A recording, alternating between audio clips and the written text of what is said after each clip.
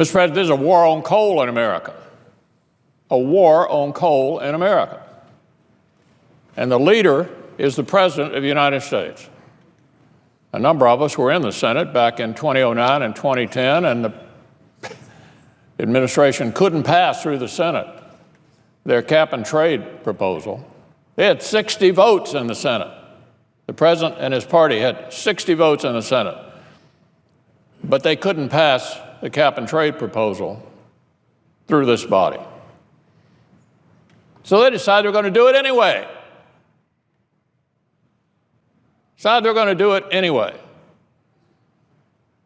And so we have a depression in Central Appalachia, as the two senators from West Virginia can attest, created not because anything we did here in Congress,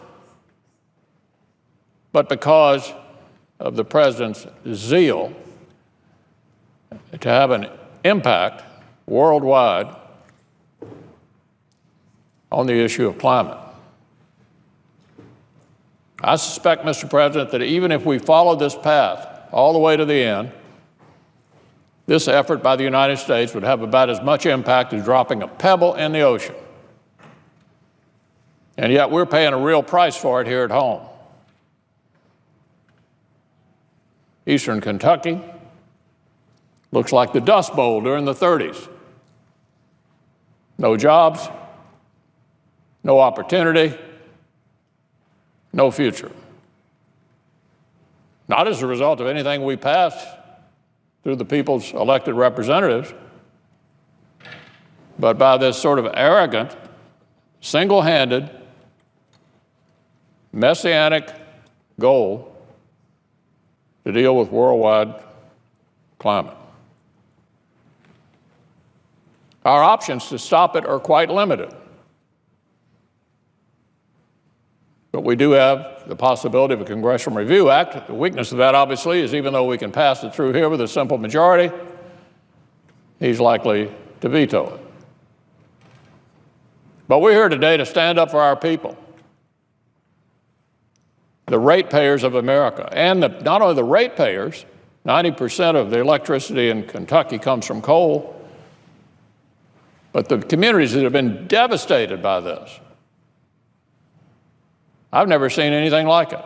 I heard my parents talk about what the Depression was like. It sounds and looks a lot like the stories they told me about America in the 30s.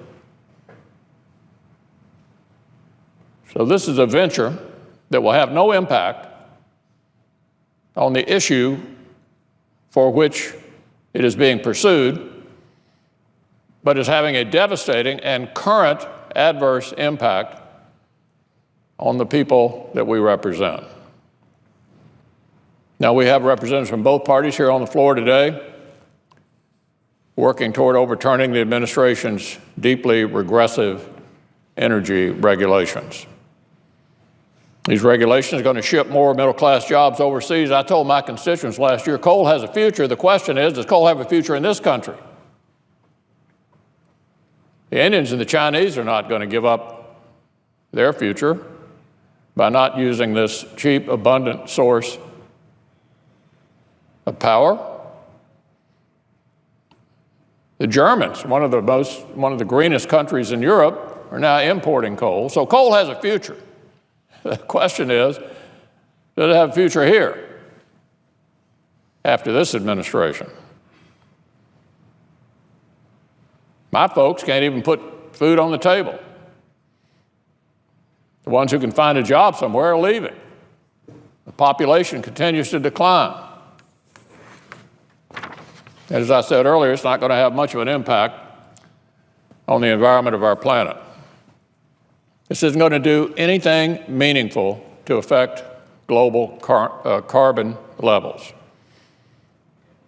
It just seems that some want to be able to pat themselves on the back for doing something, even if they've accomplished hardly anything at all, except hurt a whole lot of Americans. Higher energy bills, lost jobs may be trivial to some folks out on the political left.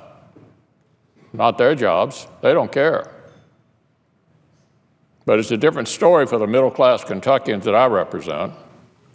So here you have on the floor senators from both parties who are saying it's time to take off the ideological blinders. Instead, think about those who've already suffered enough the past few years. So we've worked together to file bipartisan measures that would overturn the administration's two-pronged regulations.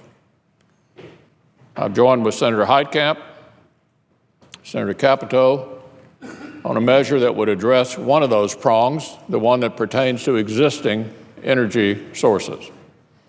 Senator Manchin, who's here on the floor, joined me as I introduced a measure that would address the other prong, the one that pertains to new sources. These bipartisan measures together represent a comprehensive solution. And as I said, I'm pleased to be joined here on the floor by senators from West Virginia, North Dakota. Senator Daines from Montana is here, another important coal state. The chairman of our Energy Committee, our Environment Committee, Senator Inhofe, is here. Some have already spoken and some will speak after me, but I'm proud and pleased to be here on the floor with all of you, standing up for our aggrieved constituents who have been mightily abused by this administration.